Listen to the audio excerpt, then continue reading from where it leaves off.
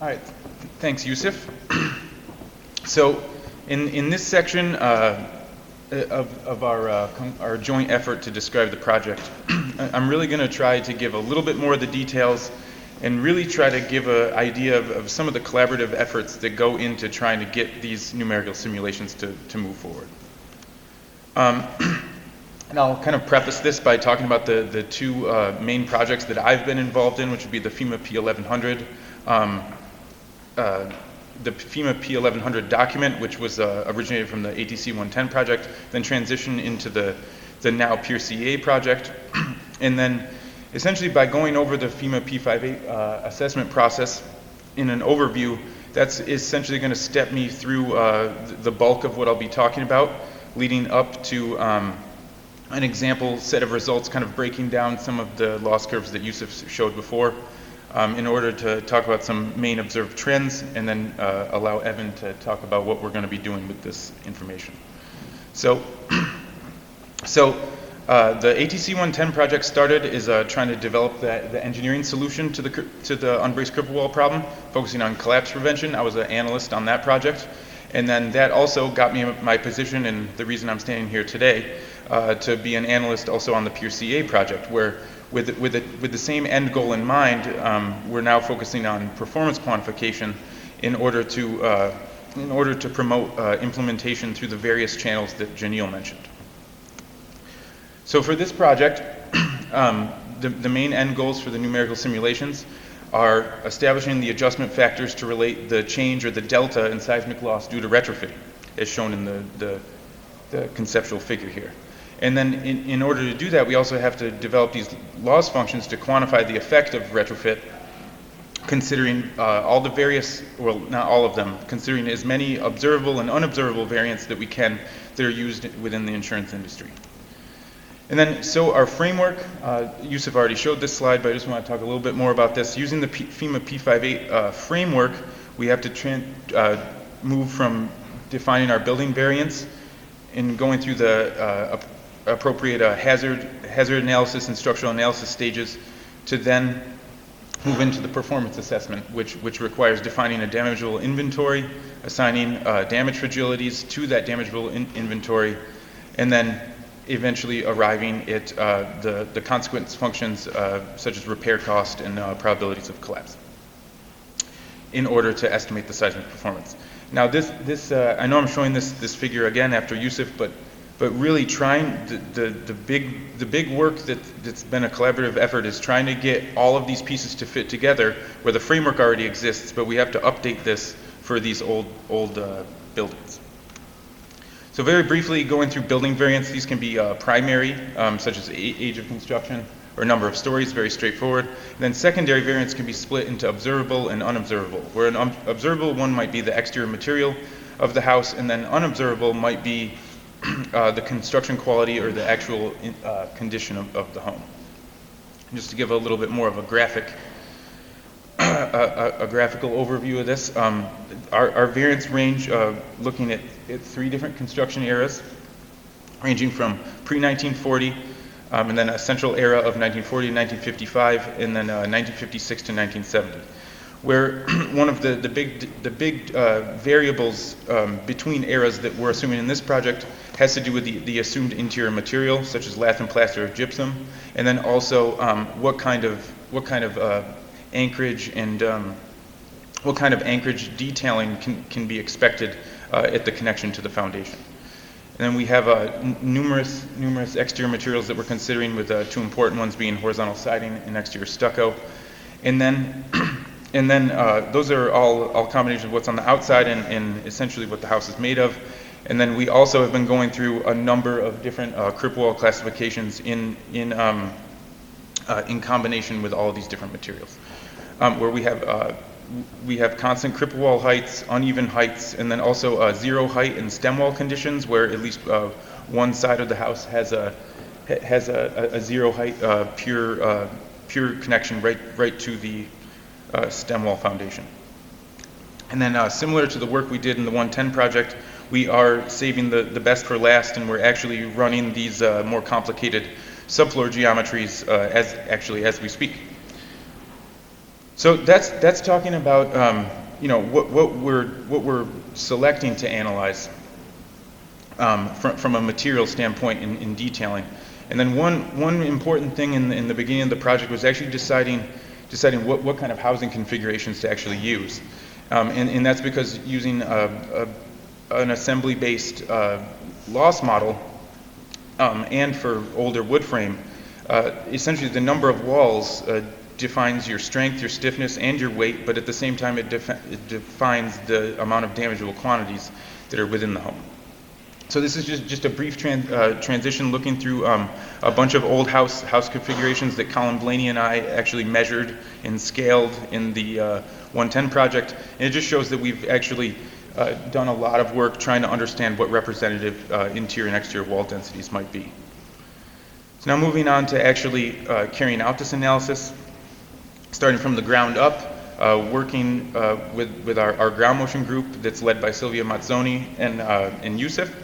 They originally provided us hazard information for 10 sites around California, and this was actually narrowed down to 4 baseline sites that we actually ran through the variant list.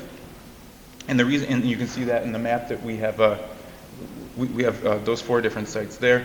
And the reason why these were selected is because this covers the range of seismicity actually considered in the FEMA P1100 plan sets that determines the retrofit design for each building and location. And then using these sites, they've also provided us with a large number of ground motion suites where each site has 10 different intensities ranging from a return period of 15 years all the way up to 2,500 years. And there's bidirectional ground motions with 45 each per intensity. And these have been scaled to match a conditional mean spectrum with a short conditioning period of 0.25 seconds. So that now, just to move on to the structural modeling, we are using the OpenSeas platform, and you can see by moving from the target structure through the target idealized plan, we're actually creating the geometry of the proposed house using a shear spring model, where the vertical stud elements and diaphragm elements kind of create the spatial geometry, and then the locations of all of the nonlinear wall, or all of the wall elements are shown in red and blue, and that's where all the nonlinearity is concentrated in the model. And because of this, since it's single elements representing sections of an actual home, there's a large reliance on the subassembly testing that was conducted either previously or as part of this project.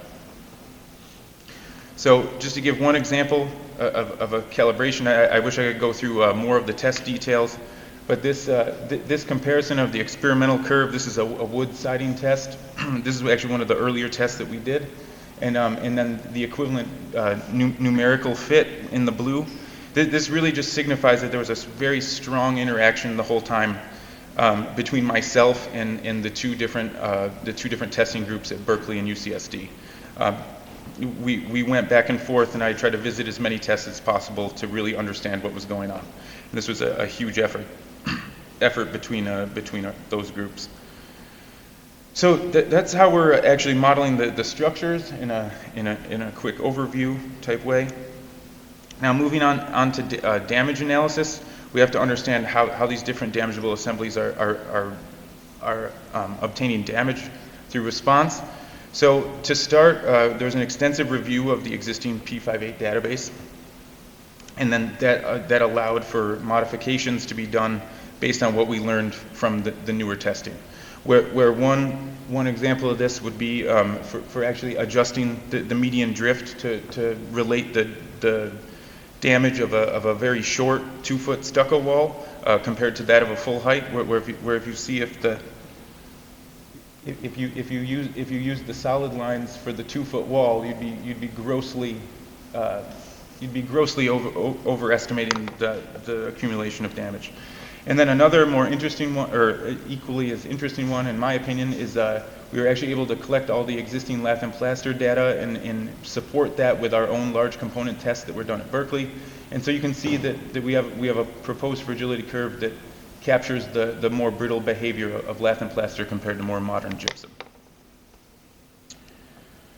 So that's just scratching the surface. There's actually a lot of new component fragility functions that were proposed for this, but those are just two interesting examples. Now moving on to repair cost and cost considerations. One very large effort led by Brett Lazundia was the development, planning, and implementation of a claims adjuster damage workshop. And so what this essentially was preparing case study damage packages with either damage renderings such as that image there, or actual recon photographs, testing photographs, in order to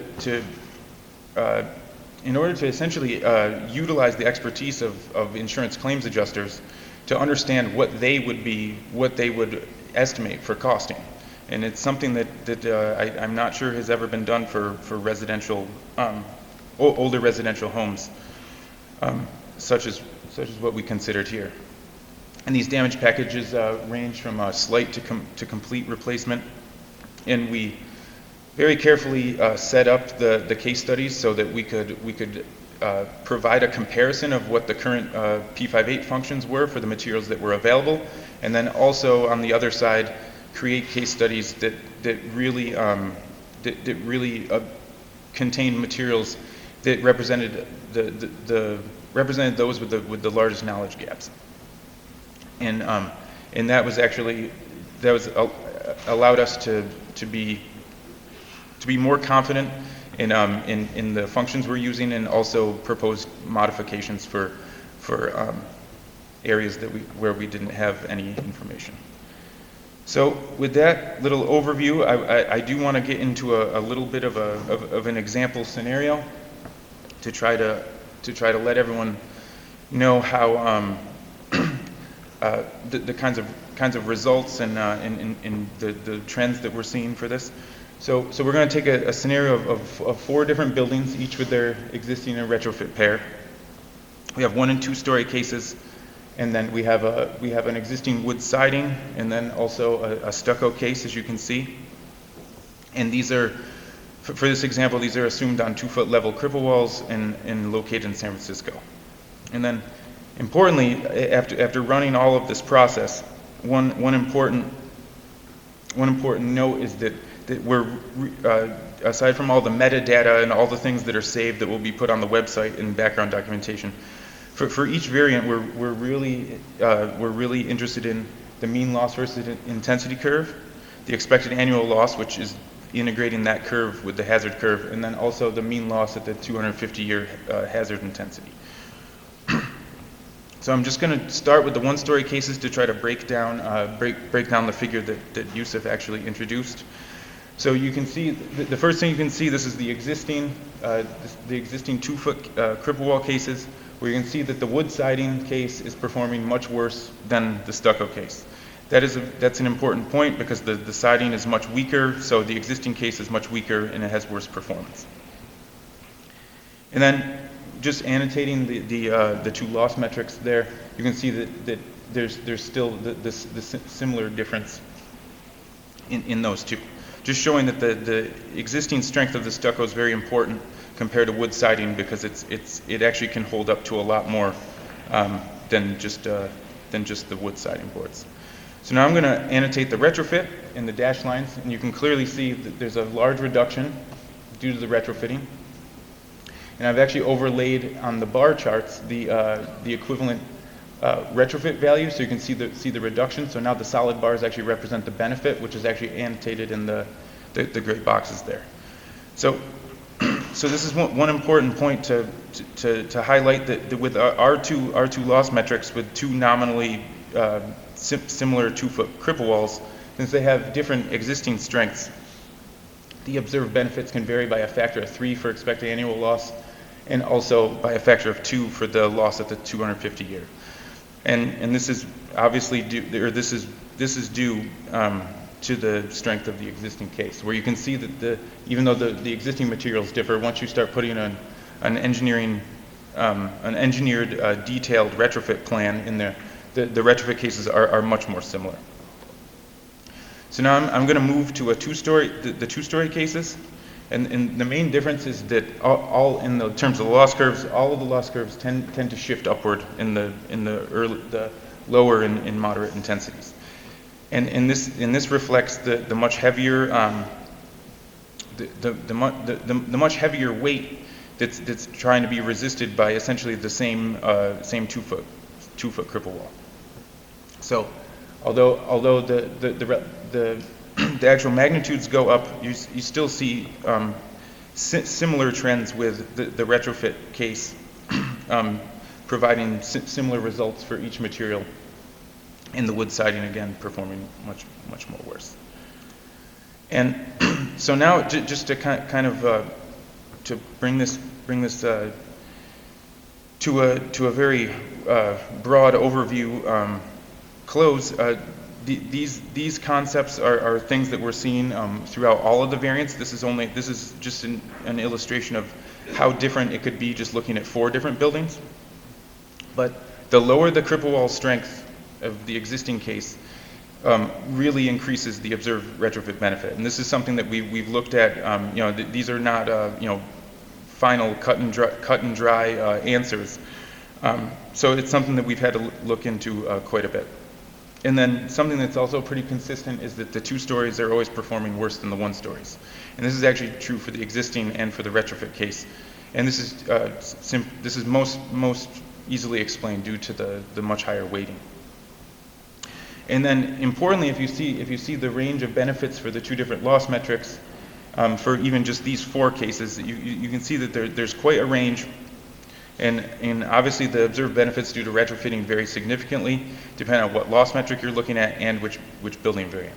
And that is why we have such a large building variant list, and we're trying to look at as many combinations of this as we can to understand the extent of these differences. And with that, I would like to conclude and call Evan Rees up to the stage.